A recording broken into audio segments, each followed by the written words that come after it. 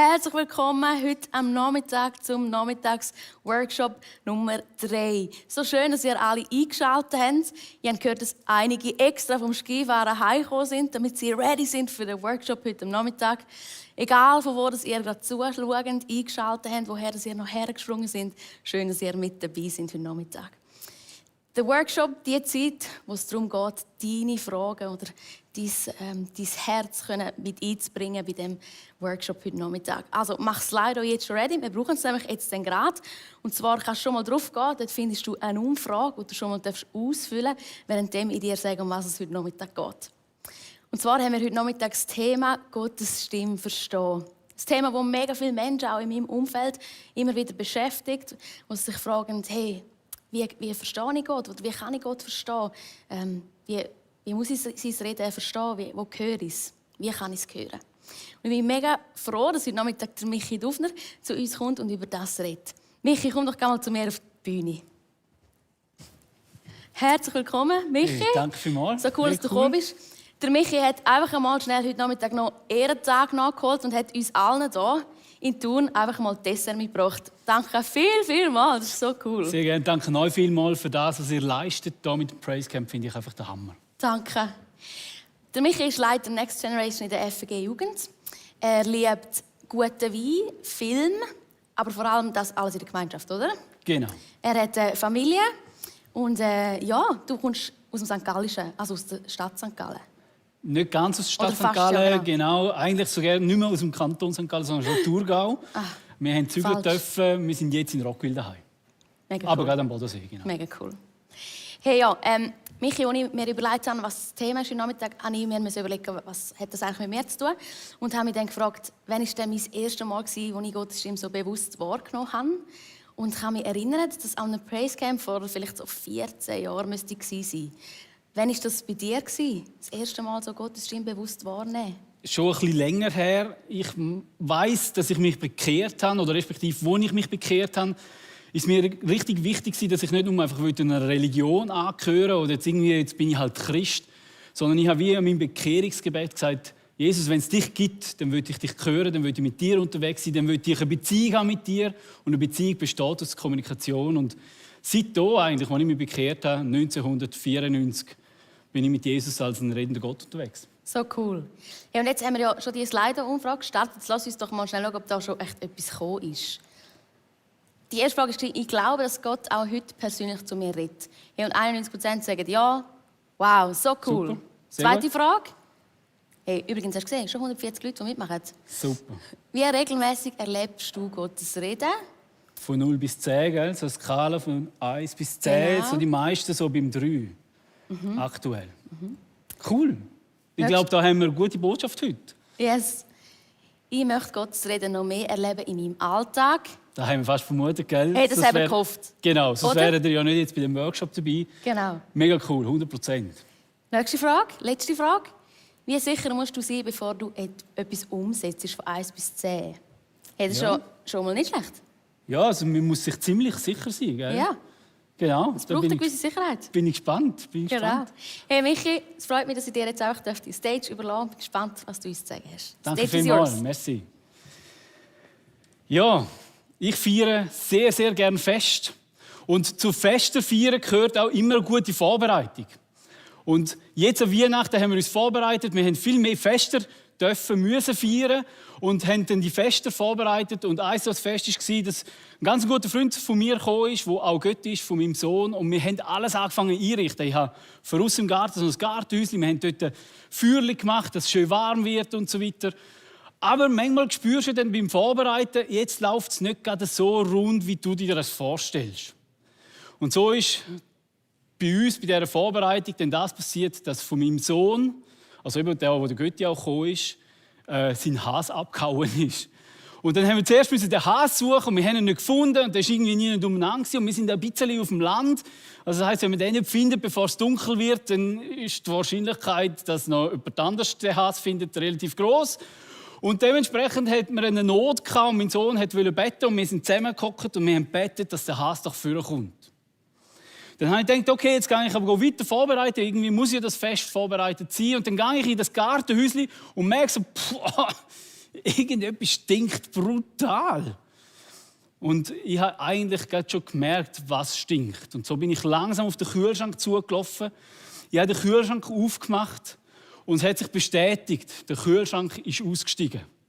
Wahrscheinlich schon ein paar Tage, wenn nicht schon Wochen. Und dementsprechend war der Geschmack und hat ausgesehen im Kühlschrank. Aber es ist noch nicht fertig. Der Kühlschrank hat ein Gefrierfach. Da haben das Gefrierfach aufgemacht und ich hatte Fisch dort drin. Vielleicht kannst du dir ungefähr vorstellen, wie das gestunken hat. Und das eigentlich in der Vorbereitung für ein Fest. Und dann stehst du so dort oder stand ich dort und denkst dir, Jesus, was ist jetzt los? Also, was machst du jetzt genau mit mir? Okay, ich habe angefangen, bleibt ja nichts anderes übrig, als den Kühlschrank rausputzen, irgendwie den Fisch in den Kübel hineingestopft. Dann kommt mein Sohn rein und sagt, oh, kannst du gerade noch den Fisch in den Abfall bringen? Er hat natürlich genauso Freude gehabt, wie ich am Kühlschrank rausputzen, um den Fisch zu bringen in Unterflurbehälter. Aber wenn er retour kommt, strahlt er, jubelt er und ruft, Papi, Jesus hat ein Wunder getan, er hat mein Gebet erhört. Und dann sage ich so, was hat er jetzt gemacht? So, ja, als ich retour komme, nachdem wir den Kübel weggerührt haben, kommt mir der Hase quasi vor die Füße an und wow, Jesus hat unser Gebet erhört. Ja, Gott verstehen ist manchmal nicht einfach. Und ich glaube, Gott verstehen ist dem vor allem nicht einfach, wenn nicht so ein Happy End am Schluss rausschaut. Wo man auf einmal versteht, wieso das jetzt der Fisch so kaputt sein und stinken, weil man nachher den Hase wieder findet. Wie verstehst du Gottes Reden? Sein Handeln, sein Wirken. Ich habe eine andere Situation. Ich bin im Vorbereiten für eine Predigt. Ich habe irgendwie so Schreibblockade. Irgendwie merke ich so, wenn ich die Bibel lese, es geht irgendwie einfach nichts auf. Ich komme einfach nicht raus. Und dann bete ich. Und sage, Jesus, bitte hilf mir doch. Hilf mir, dass ich verstehen kann. Ich meine, die Menschen brauchen dein Wort und so weiter. Und ich bete. Und dann habe ich wie so das Gefühl, plötzlich so eine innere Stimme, geh mit deiner Frau einen Kaffee trinken. Dann denke ich, ja, das passt, oder? Das komme ich dann manchmal nicht raus, bis jetzt einfach ich, der den Gedanken habe, oder ist es Gott? Aber ihr habt hier bei 7 und 8 eingerastet, bei der Sicherheit, wie sicher muss ich mir sein. Ich habe mir es zur Aufgabe gemacht, und zwar anhand von dieser Geschichte von Johannes 2, wo Jesus Wasser zu Wein macht, dass ich einfach tun will, was er mir sagt, und habe probiere immer ein bisschen risikofreudiger zu werden. Und dann habe ich gefunden, gut, meinen Kaffee trinken, da ist jetzt noch nicht so viel falsch gemacht, wenn du das machen. Zeit mit der Frau verbringen ist jetzt auch nicht so daneben. Also bin ich runtergelaufen und als ich am Kinderzimmer vorbeilaufe, sehe ich meine 2-jährige Tochter im Bett sitzen, die Windel geöffnet und mit dem, was drin war, die Wände voll streichen. In dem Moment habe ich gedacht, gut, das war nicht Gottes Stimme, ich gehe wieder rauf und arbeiten. Aber genau gewusst habe ich mal, ich muss jetzt das machen. Und so bin ich dann der Gacki im Wegwischen gewesen. Und irgendwie so in dem Ganzen hinein denkt Jesus, was willst du mir mit dem sagen? Was ist jetzt deine Botschaft an mich? Kein Happy End. Es bleibt bei dem. Ich bin so noch einen Kaffee trinken, aber that's it. Eigentlich können wir jetzt sagen, sinnlos. Da hat Gott nicht geredet. Nein, aus der heutigen Perspektive weiss ich, dass genau so kleine Schritte, einfach zu tun, was er sagt, meine Gottesbeziehung extrem vertiefen kann. Und das ist es, was Gott als allererstes möchte, wenn er mit dir redet, wenn er mit dir Kontakt aufnimmt. Dann will er, dass deine Beziehung mit ihm tiefer wird. Wir sehen das beim Eli, wo er Gott gesucht hat. Da kommt ein riesiger Wind.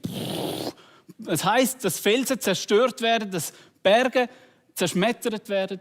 Es kommt das Erdbeben und es kommt das Feuer und dort drin ist Gottes Rede nicht. Aber wo nachher ein kleines, leisliches Säuschen kommt, verdeckt Eli sein Gesicht und er merkt, jetzt ist Gottes Gegenwart da. Und ich glaube, und das ist wie so ein Üben, und da dürfen wir uns drin üben, dass es darum geht, dass wir auf das kleine, leislige Säuschen, auf das Flüstern vom Heiligen Geist hören und dann mutig sind, einfach zu tun. Mutig sind, einfach einen Schritt zu machen. Wir haben ganz viel zu dem Thema schon gehört, gestern Abend, wo es um Beziehung gegangen ist, um Freundschaft, vom Heiligen Geist her. Mutig sein, rauszutreten. Einfach zu tun. Wenn ich mit Jesus zusammen bin, dann habe ich immer die Bibel dabei. Weil die Bibel ist ja eigentlich das, was Gott schon geredet hat. das, was er mir schon gesagt hat. Und dann probiere ich auch herauszufinden, was er mir sagt. Und an einem von diesen Morgen habe ich so gelesen, es war Johannes 15, den ich gelesen habe. Und plötzlich kommt so ein Gedanke, respektive eher eigentlich ein Bild, und zwar das Bild von einer Milchkuh. Und ich dachte so, hä? Was hat jetzt eine Milchkuh in meiner stillen Zeit verloren? Und ich habe mir dann so ein Bild rausgesucht und dann gefunden, okay, Jesus, was willst du mir mit dem sagen? Und plötzlich ist so ein innerer Film abgelaufen und ich habe gemerkt, wie er mir sagt, Michi, ich bin keine Milchkuh. Und dann habe ich gesagt, ja, aber das habe ich jetzt auch nie behauptet, dass du eine Milchkuh bist, Gott. Und dann hat er gesagt, wieso behandelst du mich denn wie eine? Und dann sind so Sachen vorgekommen in meinem inneren Auge, wo ich gemerkt habe, krass. Stimmt, wenn ich einen Input brauche, schreiben, dann nachher bete ich mehr. Dann nachher bin ich intensiver mit Jesus unterwegs. Wenn ich nichts habe, frei habe, dann nachher ist die Bibel manchmal tagelang einfach irgendwo rumliegen. Wenn ich ein Anliegen habe, für eine Prüfung habe oder für irgendetwas lernen, dann kann ich beten wie ein Weltmeister. Aber wenn alles okay ist, dann brauche ich ihn eigentlich gar nicht. Und ich habe so wie gemerkt, mein Großvater war Bauer. Wenn du Milch willst, dann muss eine Kuh Stroh haben, Heu haben, dann muss es gutes zu essen haben. Dann gibst du noch andere Zusätze, einfach damit du am Schluss wirklich das Produkt hast. Du brauchst Milch, weil du etwas willst. Ich habe gemerkt, ich habe das bei Gott oft auch so gemacht. Und das Problem ist, wenn wir mit dieser Herzenshaltung dabei sind, dann nachher redet Gott zwar, aber wir hören ihn nicht. Wir verstehen nicht, was er will, weil es uns eigentlich nur um uns geht. Und wenn wir Gott verstehen wollen, dann glaube ich, ist es wichtig, dass wir uns bewusst sind, es geht um ihn, nicht um mich. Es geht um das, was er mit mir möchte tun und nicht um das, was ich von ihm erwarte. Und das Erste, wo ich merke, wo ganz wichtig ist, wo mich ganz lange gefangen genommen hat, dass ich ihn wie falsch verstanden habe oder nicht verstanden habe, ist, wir haben das auch schon ein paar Mal gehört im Praise Camp, die Bibelstelle aus 1. Mose 3, wo Adam und Eva sich verstecken. Weil sie gemerkt haben, sie haben etwas gemacht, was nicht das ist, was Gott ehrt. Was er gesagt hat, sie sollen es nicht machen. Und dann kommt die Scham und die Schuld in ihr Leben und sie verstecken sich. Aber, und da finde ich wirklich ein Vorbild beim Adam, er ist versteckt. Ich stelle mir das immer so bildlich vor, ich verstecke mich jetzt. Und dann kommt Gott in den Garten und Gott sagt, Adam, wo bist du? Und Adam sagt, da. Und er redet mit Gott. Und ganz oft verstecke ich mich, weil ich nicht schwätzen will. Also wenn ich mich ja verstecke, dann will ich nicht gefunden werden. Also mit den Sachen, die ich mich verstecke, will ich nicht gefunden werden. Und dann merke ich, dann kommt so ein innerer Widerstand. Wenn ich dann höre, dass Gott genau diese Sache jetzt anspricht, wo jetzt vielleicht mich genau betrifft, wo ich einen Fehler gemacht habe, wo er mir helfen möchte, wo er möchte in mein Leben hineinreden. Und dann kommt so ein Widerstand. Dann merke ich, dann blockiert sie mir. Und vielleicht hat das dann wie so ein bisschen auch eine Art, dass man sagt, ich brauche Sicherheit. Ich muss zuerst wissen, dass es wirklich er ist. Und eigentlich sind es vorgeschobene Ausreden. Ich möchte dir Mut machen, wie es der Adam gemacht hat. Auch wenn du im Versteck sitzt, den Dialog mit Gott zu suchen, zuzulassen. Und er ruft dir zu, hey, wo bist du? Und einfach zu antworten, da bin ich. Bitte hilf mir. Was kann ich machen? Weil da, wo er dir zuspricht, ist Galater 5,22. Frucht vom Heiligen Geist. Er möchte, dass sein Leben aufblüht. Er möchte, dass sein Leben richtig abgeht. Nicht, weil die Umstände alle immer perfekt sind, sondern weil du trotz allen Umständen kannst Frieden empfinden, Freude empfinden. Weil du eben merkst, nicht das Versteck, nicht die Macht, die dich zurückgehalten in dem Versteck hat, Macht in deinem Leben, sondern Freiheit. Dafür rauszukommen in die Beziehung, das hat Macht in deinem Leben.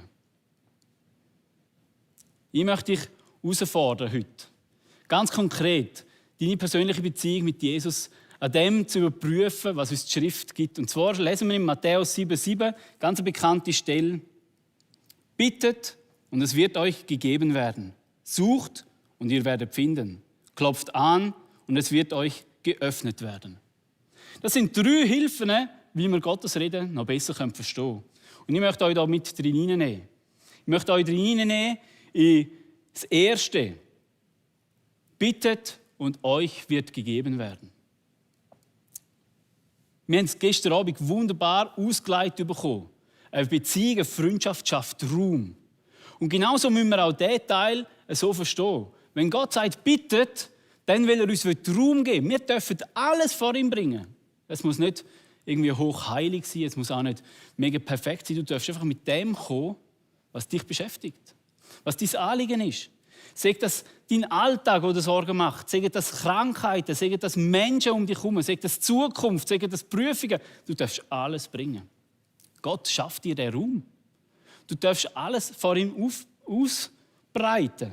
Und ich sage so gerne, mach das nicht einfach nur so zufälligerweise, wenn es dir mal irgendwie in den Sinn kommt, sondern fang an, Ritual zu schaffen in deinem Leben. Mein Ritual zum Beispiel ist, dass ich so einen blauen Sessel daheim habe und ich mich immer wieder auf den blauen Sessel regelmäßig ansitze. Dann zünde ich ein Kerzchen an und dann nachher ist das meine Zeit, wo ich mit Gott zusammen bin. Dann lese ich zuerst in der Bibel, ich denke über das nach, was ich gelesen habe. Dann nachher lege ich all meine Sachen vor ihn ab und das mache ich, indem ich es aufschreibe. Ich schreibe mir es wirklich auf und nachher höre ich. Jesus, was hast du jetzt zu sagen? Gell? Und manchmal passiert es, dass du nachher zwar gelesen hast, deine Anliegen angetan hast, aber dass das eine mit dem anderen nichts zu tun hat. Dass du wie merkst, so, wie der Kühlschrank. Wieso muss jetzt ein Kühlschrank kaputt gehen? Es könnte doch auch einfach anders laufen. Aber ich sage dir, wenn du nachher so die Zusammenhänge anfängst zu verstehen, das ist einfach das Größte. Das ist da, wo mich immer wieder so begeistert mit und an Jesus. Und ich glaube, das ist auch manchmal so ein Grund, wieso wir Gott nicht verstehen. Weil wir immer denken, er muss ja zu uns, zu mir reden, so wie ich es meine, dass es richtig ist. Aber dabei vergessen wir, dass er Gott ist und ich Mensch. Dass er im Himmel ist und dass ich hier auf der Erde bin. Darum möchte ich immer wieder neu lernen. Und auch gerade in dem, dass ich bitte, was will ich wirklich? Das gehört wie also zu dem Bitten dazu. Wenn ich vor Gott trete und ihn um etwas bitte, muss ich wissen, was ich wirklich will. Was ist mir wirklich wichtig? Und dann nachher vielleicht, wie sagen, und jetzt habe ich vielleicht 1000 Bitten, aber ich will eine einzige Sache. Jesus, eine einzige Sache, die ist mir so wichtig, die ist so dringlich, die schreibe ich mir jetzt auf. Und dann bin ich gespannt, was du tust daraus. Gell? Und dann merke ich, hilft mir das Gebet vom Vater unser auch immer wieder. Nicht mein Wille, sondern dein Wille geschehe. Wenn ich es mal aufgeschrieben habe, meine Bitte aufgeschrieben habe, dann nachher will ich wie auch hören, nicht mein Wille, Jesus, sondern dein Wille soll passieren. Und so höre ich und merke manchmal, das, was auch der Paul Bruder schon gesagt hat, ganz am Anfang, im ersten Workshop, wenn ich würde wissen, was Gott alles schon weiß, dann würde ich vielleicht anders bitten. Und so hat sich bei mir auch das Gebet schon oft verändert. Weil ich plötzlich gemerkt habe, jetzt ist das Anliegen gar nicht mehr so groß. Oder andere Sachen sind wichtiger geworden, weil sie Jesus wichtig sind. Das Ganze mit Jesus unterwegs sein und ihn zu verstehen, das ist ganz wichtig, dass wir das wie verstehen und kapieren. Das passiert nicht einfach so von einem Moment auf den anderen, sondern es ist oft prozesshaft. Mir hat Gott schon ganz viele Wahrheiten aufgedeckt in seinem Wort, nicht einfach von einem Moment auf den anderen, sondern mit ganz vielen verschiedenen Schritten, die manchmal nicht einmal etwas mit dem zu tun haben. Spannenderweise. Aber im Nachhinein wie gemerkt habe, wow, Jesus, das ist krass. Es heisst in Römer 12, dass er unser Denken möchte verändern, immer mehr zu seinem Denken, dass seine Gedanken unsere Gedanken werden und dass unsere Gedanken immer weniger werden und seine Gedanken immer mehr und dass das nachher auch das ist, was unser Umfeld prägt. Das ist es, was wir verstehen dürfen. Gott nimmt uns in seine Realität hinein. Er nimmt uns in seine Wirklichkeit hinein, weil er uns frei machen möchte von dort, wo wir uns zurückgezogen haben, wo wir irgendwo in unserem Gefängnis, in unserem Versteck hineinhocken. Und das ist wirklich frei. Das ist wirklich Mut, wenn wir uns auf diesen Weg machen. Das Zweite, was uns der Bibeltext sagt, sucht und ihr werdet finden. Sucht und ihr werdet finden. Das hat auch ganz viel natürlich mit dem Bitten zu tun, weil wenn ich bitte im Sinne von, ich weiß, was ich wirklich will, dann bin ich gar nicht suchend. Ich kann bitten, meine Anliegen vor ihm anlegen und nachher darf ich mich aber auch frei machen und sagen, okay, und jetzt suche ich. Jesus, ich suche dein Wirken. Ich suche, wie hast du das gemeint? Darum ist in ganz vielen so Momenten, wo alles daneben läuft oder scheint daneben zu laufen, immer wieder so meine innere Frage, Jesus, was machst jetzt du mit dem? Das ist jetzt schon noch lustig, wie viele Sachen, dass der Reihe noch einfach falsch laufen. Ja, einmal bin ich aufgestanden, das war so in der Lockdown-Phase, Und dann habe ich mir mega viel vorgenommen, von Boden aufnehmen, von einfach noch etwas im Haushalt helfen. Und dann bin ich irgendwie losgegangen in den Kasten, wo der Staubsauger ist. Der Staubsauger war nicht dort. Super. Oder? Und dann gibt es so eine Reihe Sachen, die nicht passieren, oder? Wie du es eigentlich dir vorstellst. Am Schluss bin ich bei der Kaffeemaschine gestanden. Wahrscheinlich auch schon ein oder andere erlebt. Dann machst du so die Kaffeemaschine an, dann heisst es Wasser füllen. Dann denkst du, okay, machst, dann haltest du noch ein bisschen im Zaum, dann gehst du füllen. Dann willst du weitermachen, dann ist sicher Kaffeekapsel, Box voll. Und so weiter, oder? Und dann stand ich so dort und es ist wirklich schon jenseits falsch gelaufen, alle anders gelaufen, als eigentlich denkt. Und dann sage ich, Jesus, was willst du mir jetzt mit dem sagen? Und dann sagt er mir, Michi, Frieden ist nicht von deinen Umständen abhängig. Frieden ist von deinem Herz, mit welcher Haltung, dass du in deinen Umständen stehst, abhängig. Wow. Ich musste dann ein bisschen über das nachdenken. Nicht meine Umstände sind für meinen Frieden verantwortlich, sondern Jesus, meine Beziehung zu ihm, ist für den Frieden trotz allen Umständen verantwortlich. Es hilft uns, wenn wir verstehen, wie das Gott redet, wenn wir ihn suchen. Und ich kann euch hier einfach ganz kurz ein paar Sachen sagen. Vielleicht musst du sie aufschreiben oder kannst sie ja nochmal nachschauen, um es nochmal ein bisschen nachzudenken. Es geht jetzt relativ schnell. Zum einen, was ist Gottes Absicht, wenn er redet? Und zum anderen, durch was oder wie redet er? Also das Erste, Gott, seine Absicht ist, er möchte mit dir Beziehung haben. Die Bibel redet vom Heil, er möchte deine Heiligung. Dann will er, dass sein Leben Früchte bringt. Galater 5,22, dass du richtig in diesen Früchten vom Heiligen Geist unterwegs bist. Er möchte dich in Gemeinschaft führen. Das haben wir auch gestern Abend schon wunderbar gehört. Er möchte mit dir Gemeinschaft haben, aber dich auch in Gemeinschaft mit anderen führen. Dass du Freund wirst, dass du eine Persönlichkeit wirst, die in deiner Berufung unterwegs sein, auch in der christlichen Gemeinschaft. Er möchte, und er redet ja aus der Ewigkeit in dein Leben hinein, auch für die Ewigkeit reden. Also alles, was er dir sagt, ist für die Ewigkeit bestimmt. Möchte er, dass das einen Ewigkeitswert hat. Er möchte dich unterweisen und zurechtweisen. Er möchte dich führen und leiten in deinen Entscheidungen. Das ist auch ein wichtiger Wesenszug. Und er wird nie dem widersprechen, was die Bibel uns schon gesagt hat. Und darum, Gott wird und tut durch die Bibel auch zu dir reden. Das einmal zu dem. Dann nachher, wie redet er oder durch was redet er? Zum einen eben, wie gesagt, die Bibel selber. Dann aber auch durch Menschen, durch Umstände. Ich merke, bei mir ist es ganz oft durch Umstände, ganz oft aber auch durch meine Kinder zum Beispiel, wo Gott zu mir redet. Und manchmal will ich es gar nicht hören. Oder meine Frau. Oh je. Wenn meine Frau zu mir redet und ich merke, jetzt ist es Gottes Wort. Mittlerweile, ich liebe es. Aber ich weiss noch, in den ersten Ehejahren, ich darf 17 Jahre schon verheiratet sein, in den ersten Ehejahren hat mich das genervt. Da habe ich immer gefunden, wieso kann Jesus mir das nicht direkt sagen? Wieso braucht er jetzt meine Frau? Bis ich irgendwann gecheckt habe, hey, ich habe sie geheiratet, das ist meine Ergänzung. Was für ein Vorrecht. Aber das hat einen Prozess gebraucht. Wieder einen Prozess von Gottes Reden verstehen können. Er redet durch andere Menschen, er redet durch Träume, er redet bei mir auch ganz oft durch Gedanken, eben das Flüstern. Dann habe ich plötzlich so einen Gedanken und ich denke, der kommt gar nicht von mir. Der ist jetzt ganz komisch. Zum Beispiel, ganz eine kurze Story, mein Teenager-Sohn, ich habe ihn gefragt, ob ich das erzählen darf. Er hat gesagt, ja klar, Papi. Er war so richtig böckelig, war im Zimmer und irgendwann kommt die Frau zu mir ins Büro und sagt so, hey, du musst schauen. Der macht irgendetwas kaputt in seinem Zimmer, der ist so hässig, so am Durchtrüllen. Und dann bin ich auf das Zimmer zu. Ich habe innerlich so alles durchgespult und dachte, wow, Jesus, der kann etwas erleben. Der kann mein Auto staubsaugen, der kann den Keller aufräumen, der kann Getränke holen, der kann den Apfelsack führen, Handyverbot, Fernsehschauverbot, alles ist mir in den Sinn gekommen. Und kurz bevor ich die Türen aufmache, um in sein Zimmer hineingehen, kommt so ein Gedanke, der ganz anders ist als meine Gedanken. Wo mir sagt, Michi, mach heute Nachmittag frei, verbring mit deinem Sohn Zeit. Was immer er euch sagt, das tut. Das Beispiel vom Wasser zum Wein. Und dann nachher mache ich die Türen auf, schaue meinen Sohn an, der hockt so dort, weist so auf die Backenzähne. Du merkst so, alles, was du jetzt gesagt hast, das wäre da rein, da wieder raus. Und dann nachher schaue ich ihn an und sage so, Elisha, Jesus hat mir gesagt, ich soll frei machen heute Nachmittag. Ich gehe noch ein bisschen pösteln.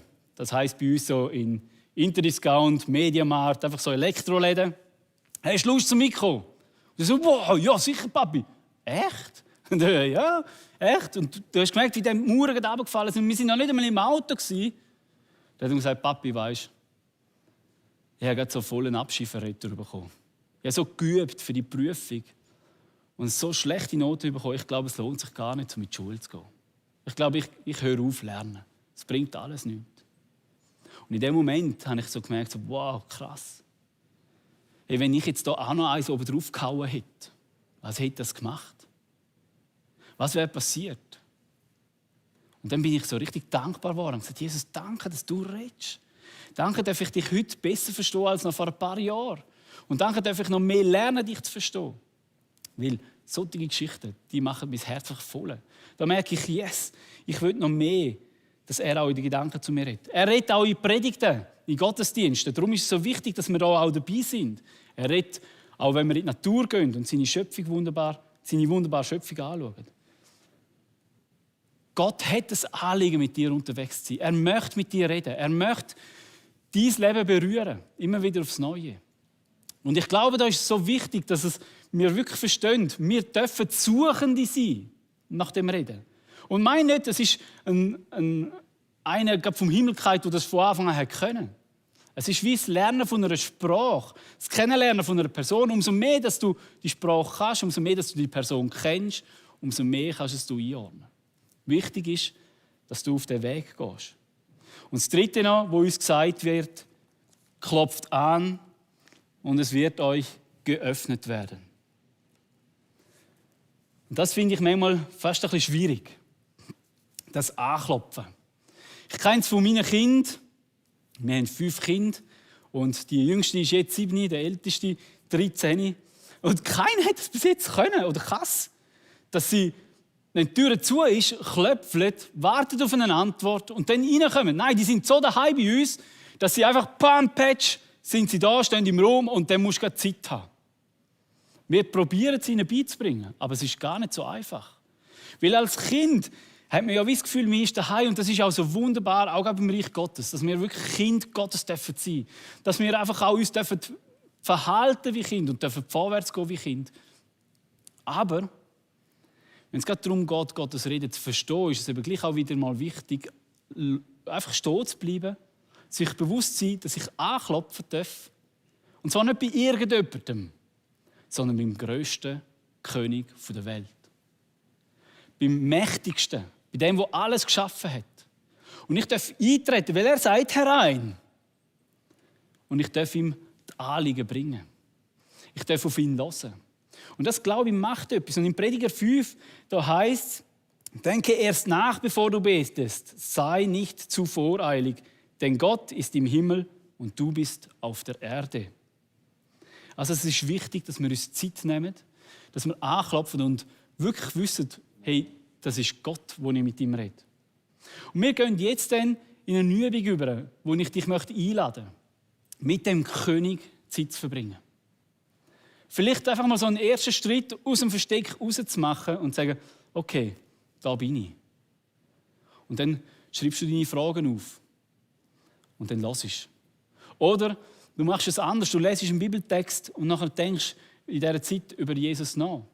Über das, was jetzt dort steht und was es mit dir zu tun hat.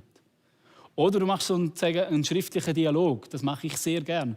Das heisst, du fährst auch aufschreiben mit einer Farbe, die dir einfach gefällt. Das ist dein Gebet. Schreibst auf. Und jedes Mal, wenn du wie so einen Gedanken hast, jetzt kann Gott auf das gerade eine Antwort geben, die ich geschrieben habe, dann nimmst du eine andere Farbe und schreibst das mit der Zebrafarbe an. So im Sinn von, Gott antwortet mir jetzt. Darum schriftlicher Dialog. Ich möchte dir die Zeit schenken, weil ich wie weiss, dass mit dem alles anfängt, wenn Gott redet. Ich kann dich probieren zu überzeugen. Wir können dich als ganzes Praise Camp für eine Beziehung mit Jesus probieren zu begeistern. Aber es fängt dort an, wo du dein Herz aufmachst. Wo du sagst, okay, ich nehme die simple Anleitung, ich bete und bringe meine Anliegen vor ihn. Und dann mache ich mich suchend auf den Weg. Jesus, was willst du? Und das Ganze mit der Herzenshaltung, die anklopft. Mit einer Haltung, die weiss, vor wer trete ich jetzt. Und ich lade dich ein in die Zeit. Wie gesagt, ich zünde das Kerzchen bei mir an. Das werde ich jetzt auch machen. Ich werde die Zeit auch mit dir zusammen einfach nehmen. Wir werden zusammen auf Jesus hören. Und bin gespannt, was du nachher auch im App alles wirst aufschreiben, was du vielleicht auch in dieser Zeit erlebt hast. Ich lade dich ganz fest ein, das auch zu teilen. Und das mit uns auch einfach zu machen. Es ist ein bisschen vielleicht ungewohnt. Jetzt so auch über die Distanz, in dem Sinn, dass du daheim bist. Aber ich möchte dich wirklich einladen. Nutze die Möglichkeit, weil Jesus zu erleben. Ich merke, es gibt nichts Besseres. Als ich mich entschieden habe für Jesus und gemerkt habe, wow, der lebt wirklich und der ist real. Das hat mich bis heute, behalten mich das einfach on fire. Und ich merke, für den Jesus lebe ich, für den Jesus gehe ich. Und darum lade ich dich ein, jetzt ganz konkret nochmal mit diesen 3 Sachen. Das Erste, du kannst einfach Gott eine Frage stellen oder ein Anliegen bringen. Dann schreibst du dir das auf. Am besten wirklich auf ein Blatt Papier. Oder eben, ich bin so ein bisschen digital unterwegs. Ich habe mein digitales Gebetsbuch, dann schreibe ich das dort rein. Und dann höre ich einfach. Ich höre, was kommt denn? Und ich schreibe mir alles auf. Weil es ist ja dann wie so eine heilige Zeit. Da sind mir schon Bilder in den Sinn gekommen, die eigentlich gar nichts mit meinem Anliegen zu tun haben. Aber weil es ja ein Prozess ist, plötzlich gemerkt habe, wow. Mir fehlt jetzt auch Zeit, um euch so in die Storys reinzunehmen. Ich könnte euch einen ganzen Tag von so Storys erzählen, wo ich Jesus erlebt habe, weil ich genau das gemacht habe. Das Zweite, lese einen Bibeltext. Kannst du einfach irgendwo mal aufschlagen, vielleicht funktioniert das. Und sonst rate ich dir, fang irgendwo mal im Lukas- oder im Matthäus-Evangelium an. Lies einen Bibeltext für ein paar Minuten, 1, 2 Minuten, 3 Minuten und dann denk darüber nach, was heisst es für mich persönlich? Wie kann ich das jetzt umsetzen? Oder was steckt dahinter? Auch da, ich habe schon ganz coole Erlebnisse gemacht. Einmal mit dem Schatzimacker, da ist der Schatzimacker und dann habe ich gefunden, das mache ich jetzt mit meinen Kindern auch. Ich bin einen Schatz vergraben, mit meinen Kindern auf Schatzsuche. Wir haben ihn dann ausgegraben. Und dann sagt mein Sohn so, Papi, gehört dir jetzt der Wald? Und dann ich so, nein, wegen? Ja, dann ist wieder das Stellen, was wir da machen. Und mir ist alles hinten raus, wirklich. Ich habe mir das ein bisschen anders vorgestellt. Aber so cool, weil am Abend habe ich mit Jesus darüber geredet. Zugegeben, ich war recht frustriert, weil es nicht so rausgekommen ist, wie ich wollte. Aber er hat darüber geredet und dann hat er mir gesagt, hey Michi, aber du bist so begeistert gewesen. Hey, dein Sohn, hast du seine Augen gesehen leuchten, wo er dir als Pfarrer können sagen, dass du im Fall biblisch etwas falsch verstanden hast. Der ist so gross geworden. Und ich gemerkt, stimmt. Hey, Jesus kann meine Schwachheiten brauchen und Grosses daraus machen. Darum hab keine Angst.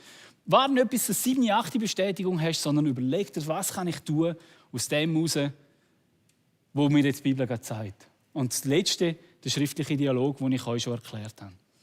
Darf ich dich einladen, jetzt einfach die Zeit zu nutzen, mit mir, mit uns zusammen Gott zu suchen.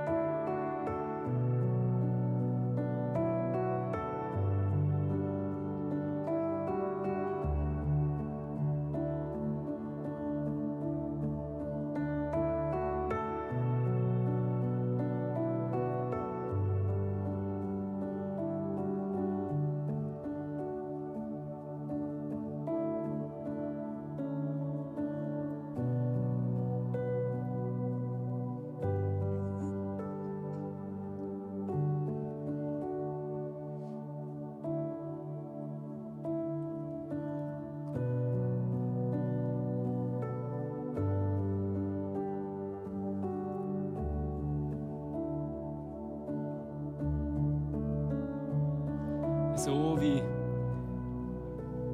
das Anzünden vom Ritual dazugehört, so gehört bei mir auch noch das Ablöschen von dieser Kerze zum Ritual. Einfach, um mir bewusst zu machen, in dieser Zeit, da wo jetzt gekommen ist, das möchte ich mir aufgeschrieben sicher wissen. Und jetzt bin ich gespannt, was alles daraus wird. Jesus hat zu mir 2, 3 Sachen gesagt, ich habe auf mich die Frage aufgeschrieben. Jesus, was möchtest du den Zuschauern sagen, die dabei sind? 4 Sachen hat er mir gesagt. Das eine, warte nicht auf das Ziel, das quasi fix sein muss, sondern verlor den Hafen, fang an segeln. Für das ist das Boot gemacht. Und er wird dich führen und leiten, wenn du unterwegs bist. Das Zweite, vielleicht sitzt du in deinem Versteck, weil du Verletzungen hast. Nimm das Ministry in Anspruch. Es ist relativ einfach, über das Netz einfach mal mit jemandem ins Gespräch zu kommen, was dich verletzt. Weil wenn wir kaputt sind, dann ist es noch viel schwieriger, zum Segeln zu kommen, wenn das Boot kaputt ist. Darum nutzt das Angebot.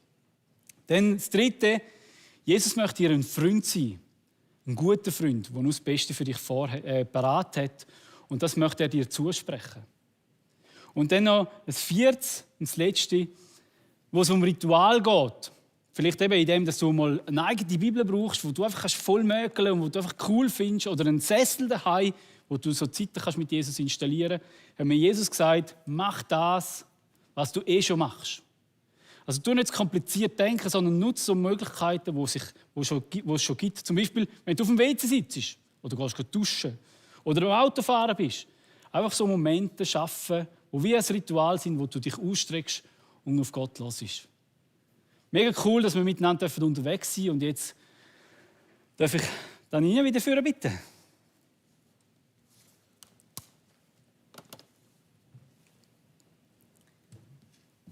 Danke vielmals, Michi. Jetzt haben wir hier gerade so, danke euch, so einen super Barock bekommen und dürfen Platz nehmen, damit wir ready sind für eure Fragen. Es sind schon mega coole Sachen zusammengekommen und Michi, ich bin gespannt, dass du auf das antwortest. Yes. Danke auch vielmals, dass es so praktisch war jetzt gerade. Mega cool, hat man Gerne. es gerade so üben. Super. Bist du ready für die erste Frage? Unbedingt. Cool. Erste Frage, wie unterscheide ich Gottes Reden von meinen inneren Gedanken? Ja, ich glaube, das ist vielfach einfach gerade auch wieder so ein Moment, wo wir gut prüfen müssen. Ist es jetzt einfach ein Fragen, weil ich gar nicht wissen, wer es jetzt wirklich ist oder was es ist? Ich merke, dass oftmals meine inneren Gedanken gar nicht so falsch sind. Weil ich lese ja die Bibel, ich weiß ungefähr, was Gott will. Und eins habe ich in dieser Story einfach probiert, auch ein bisschen weiterzugeben, ist, wenn sie so komplett anders sind als das, was ich jetzt machen würde, dann schaue ich schon ziemlich genau an. Also dann glaube ich schon, dann redet der Heilige Geist zu mir. Aber ganz ehrlich, eben ganz viel habe ich auch super gute Gedanken, wo ich dann einfach finde, wow, mega, komm, ich mache es einfach einmal. Und dann bin ich schon prüfend. Und das ist vielleicht manchmal auch ein bisschen der Fehler, den wir machen, dass wenn wir uns nicht in Bewegung setzen und warten, bis alles ganz 100% safe ist, dann denke ich immer, dann muss ich ja von Anfang an alles bekommen haben. Und mein Denken hat sich in das verändert, dass ich sage, nein, ich mache einfach mal einen ersten Schritt.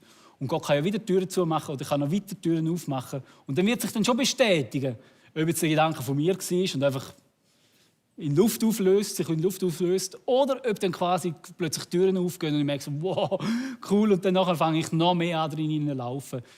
Ich glaube, da müssen wir wie so ein bisschen für uns selber herausfinden, ist es einfach eine Ausrede, dass ich ja nicht muss in Bewegung kommen muss. Und ich würde dir einfach Mut machen, probier es aus. Und dann wirst du herausfinden, ob es deine eigenen Gedanken oder Gottes Gedanken sind. Cool, danke. Bei der nächsten Frage geht es um Eindrücke. Wie gehe ich damit um, wenn 2 Personen sich widersprechen und beide behaupten, sie haben Gott gehört? Ja, das ist eine gute Frage. Grundsätzlich glaube ich, oder ist meine Erfahrung auch ein bisschen, dass ich wie nicht werte, ist es jetzt richtig oder falsch. Sondern wir haben ja, wie gesagt, wir haben so eine limitierte Sicht von all diesen Sachen, dass wir manchmal wirklich so einen Kühlschrankmoment haben und nur den stinkenden Fisch sehen und gar nicht verbinden, dass das jetzt irgendwie mit einem Gebet vorne hätte zu tun haben oder mit einem anderen. Und wenn ich jetzt 2 Eindrücke habe, wer sagt denn, dass jetzt der Eindruck wirklich für das Ding ist, das man vorne dafür gebetet hat? Vielleicht ist es ja für etwas ganz anderes. Darum ist meine Erfahrung einfach stehen lassen und gespannt sein, eben suchend sein, wie geht jetzt Gott mit dem um? Vielleicht kommt es ja irgendwann. Ich glaube, wichtig ist immer wieder loszulassen und sich nicht nur von den Eindrücken allein steuern zu lassen, sondern wie auch sagen, okay, jetzt bin ich gespannt, Jesus, was machst du jetzt mit dem? Wo kommt vielleicht noch ein neues Puzzleteil dazu? Weil wir sind nicht einfach nur gerufen, allein in die Welt hineinzuziehen, sondern wir sind immer miteinander auch unterwegs. Und das ist das, was ich dann spüre, wenn plötzlich vielleicht auch ganz einen anderen Eindruck dann auf einmal so geistliche Fette spinnt mit dem anderen. Und man merkt so wie, es ist gar nicht so unterschiedlich. Es sind einfach zwei verschiedene Aspekte. Ich weiss nicht, vielleicht beantwortet das ein bisschen die Frage. Und sonst darf man sich natürlich auch gerne nochmal bei mir melden. Und ich gehe sehr gerne noch ein bisschen tiefer auf das ein. Mir ist gerade noch der Vers in den Sinn gekommen, prüfen und behalten das Gute. Würdest du sagen, das passt auch? Unbedingt, ja, genau. Also wenn ich immer alles für... wenn ich immer alles für... ich habe schon ganz viele Pleiten gemacht, wo es ganz, ganz anders... Zum Glück hat mich Jesus dann gestoppt, aber sonst wäre es ganz schlecht rausgekommen, wenn ich einfach immer das könnte machen, wenn ich dann das Gefühl habe, was jetzt gerade gut ist. Spricht Gott auch durch nichtgläubige Menschen? Oh ja. Ja, ist nicht immer einfach. Aber das hatten wir schon ganz oft. Vor allem auch so ein bisschen wieder neue Perspektiven. Wir haben so ein Nachbarschaftssetting, wo wir immer wieder so ein bisschen miteinander unterwegs sind, miteinander ein bisschen schwätzen. Und die kommen wirklich von einer ganz anderen Welt. Also, die sind in einer ganz anderen Welt als ich oft. Und das schaue ich schon oft auch als Reden von Gott an, wenn er mir wieder neue Dimensionen aufgeht. Oder ich habe in den letzten Jahren gesagt, hey, darf ich das für eine Predigt verwenden, was du mir jetzt gerade gesagt hast über dein Auto? So ein vollen Autoliebhaber. Und er hat gesagt, ja klar, was, dann komme ich mal bei deiner Predigt. Dann hätte sie vielleicht auch gerade noch geschaut, das weiß ich jetzt gar nicht. Aber einfach so, wo ich dann merke, ja, unbedingt, ich glaube, das hat auch wieder mit dem Suchenden, mit dem offenen Herz zu tun, dass man wie nicht einfach sagt, so muss Gott, weil ich will jetzt, dass Gott so redet, sondern Jesus, du bist Gott, du kannst doch alles brauchen, zu mir zu reden. Alles brauchen? Redet Gott auch in Träumen? Und wie erkenne ich das? Genau, habe ich das nicht aufgezählt. Eigentlich wollte ich es aufzählen, aber vielleicht ist mir das untergegangen. Ja, klar, er redet durch Träume. Ich habe für mich so ein bisschen gemerkt, aber das ist jetzt auch einfach aus meinem eigenen Leben, ich träume fast nie. Und wenn ich träume, dann hat es sehr oft eine geistliche Bedeutung. Und das sind manchmal wirklich klasse Träume. Also ich mag mich noch erinnern, ich habe einmal geträumt, dass ich mit meinem Bruder verfolgt werde. Wir sind so in Kanalisationsrohren, irgendwelche Hunde hinter uns her. Und wir sind da am Flüchten gewesen. Und ich bin schweißbadet aufgewacht und es ist mir irgendwie gar nicht gut gegangen. Und dann habe ich das auch wieder so genommen als Prozess. Ich habe gesagt, ich habe das aufgeschrieben als Anliegen von mir an Gott, Jesus, was willst du mir jetzt mit dem sagen? Und dann bin ich tageweise eigentlich mit dem Traum so ein bisschen in Verbindung gewesen, über das nachdenkt und plötzlich ist mir wie Schuppen von der Augen gefallen. Mein Bruder war damals noch gar nicht im Glauben gewesen, und ich habe gemerkt, es ist einfach eine Zusage, dass er sein Herz wird Jesus öffnen, und das hat er mittlerweile gemacht, und das hat mir geholfen im Prozess, wo ich sie dann begleitet habe, wo sie geheiratet haben. Einfach, da hat mich Gott so vorbereitet. Ja, das ist mega cool. Die nächste Frage, du hast vorhin davon geredet, dass der Heilige Geist zu uns redet. Jetzt diese Frage geht in eine ähnliche Richtung, aber ins Negative sozusagen. Wie weiss ich, dass Gott zu mir redet und nicht ein Dämon oder sogar Satan? Ja, das ist grundsätzlich würde ich dir empfehlen, wenn du die Frage gestellt hast, dass du das nicht allein managst. Also allgemein nicht. Wenn wir Gott suchen, hat er uns ja immer in eine Gemeinschaft hineingestellt, auch eben vom Miteinander, von Freundschaften. Und da habe ich es mir auch zur Angewohnheit gemacht, die Sachen mit meinen Freunden zu reflektieren. Einfach, dass ich nicht allein muss tragen auf der einen Seite, nicht allein muss Entscheidungen fällen. Ist natürlich jetzt innerhalb von einer Ehe auch noch wieder einfacher, weil ich bespreche ganz vieles mit meiner Frau, auch mit meinen Kindern natürlich. Und gerade wenn es so dämonische Sachen hat, ist jetzt meine Erfahrung, dass sich die runterziehen. Dass dich die kaputt machen wollen. Die wollen dich isolieren, die wollen dich zurückdrängen. Die sagen dir meistens, wie schlecht du bist, was du alles nicht kannst, und lösen dir Angst aus. Frucht vom Heiligen Geist, Freude, Liebe, Freundlichkeit, Enthaltsamkeit, das sind Früchte, die uns aufbauen, die uns erbauen, wo es uns gut geht. Und darum würde ich sagen, ist das sicher mal so ein guter Indiz. Und dann ist natürlich die Schrift auch, das Wort Gottes, das uns auch ein bisschen hilft und zeigt, wie dass wir in dem können, ja, quasi auch prüfen können. Das wären jetzt einfach mal ganz spontan ein paar Antworten auf die Frage. Du hast vorhin gesagt, man soll es einfach wagen. Aber jetzt stellt jemand da die Frage, was kann ich machen, wenn ich das Gefühl habe, dass ich Gottes Stimme noch fast nie oder sicher seit 2 Jahren nicht mehr gehört habe? Ich hatte das auch.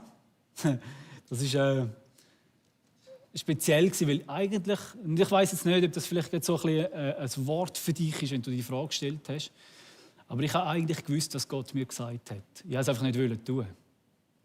Es hat ganz konkret mit meinem Lebensstil zu tun gehabt, dass ich gewusst habe, Gott möchte, dass ich das in Ordnung bringe. Es ist um meine Beziehung zu meinem Vater gegangen. Gott hat gesagt, das war bei einer Predigt, ich wollte es eigentlich nicht hören, ich habe es auch immer wieder probiert zu verdrängen. Und der Prediger hat gesagt, du musst dich mit deinem Vater versöhnen. Und zwar nicht, dass du ihn vergisst, sondern dass du um Verzeihung bittest, dass du nicht der Sohn bist, der du hättest sein sollen. Und das wollte ich nicht. Und darum habe ich mich zurückgezogen. Und dann ist das Reden von Gott weg. Vielleicht ist das ähnlich, oder ich spüre es jetzt vielleicht gerade ein bisschen so. Wenn es nicht so ist, dann glaube ich, ist es einfach auch gut, wenn du mit deinen Freunden wirklich um das bettest, dass das zunehmen darf. Und dass du den Heiligen Geist einladest. Dass du Gott sagst, hey, da bin ich im Fall, hilf mir bitte. Ich will rauskommen, was soll ich machen? Und dann die Sachen anpackst, die er dir aufzeigt. Ich merke immer wieder, es ist nicht einfach, wenn wir dann so Milchkühe präsentiert bekommen, wo wir denken, hey, ich bin doch gar nicht so. Weil es tut im Moment weh, wenn wir unsere schlimmsten Seiten entdecken. Aber es ist so befreiend, nachher zu merken, Jesus liebt mich trotzdem. Und gerade wegen dem, und er kann es wieder brauchen für sein Reich. Wie kann ich herausfinden, auf welche Art Gott zu mir redet?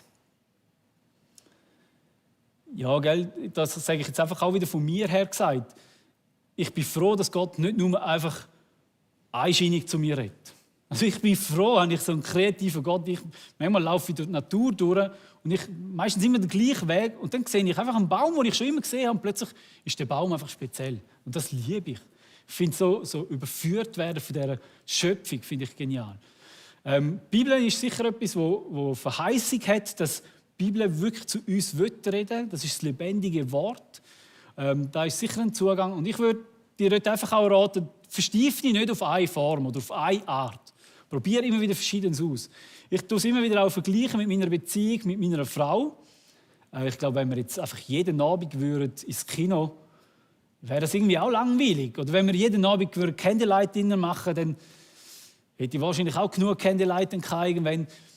Aber die Abwechslung macht es aus. Und ich glaube, so, das begeistert mich. Einmal bin ich mit Jesus ins Kino. Das ist noch praktisch. Für ihn musste ich ein Ticket posten. Aber einfach so, das noch zu erleben, das war gigantisch. Und dann habe ich mit ihm nachher über den Film austauscht, bin extra heimgelaufen. Das war Hammer. Das habe ich seitdem eigentlich nicht mehr gemacht. Aber einfach so, ich finde, das macht ja eine Beziehung aus, wenn es lebendig ist und wenn der Dialog nicht einfach nur auf eine Art und Weise stattfindet. Sachen ausprobieren. Genau. Eine letzte Frage noch. Wie kann man alle Erwartungen ablegen und dann um etwas bitten? Weil ein Wunsch mit einem Wunsch verbindet man ja immer eine Erwartung irgendwie auch. Ja. Wie kann ich alle Erwartungen ablegen? Ich glaube, es hat mit Vertrauen und mit Glauben zu tun, dass Gott besser weiß, was für mich gut ist, als ich selber weiß.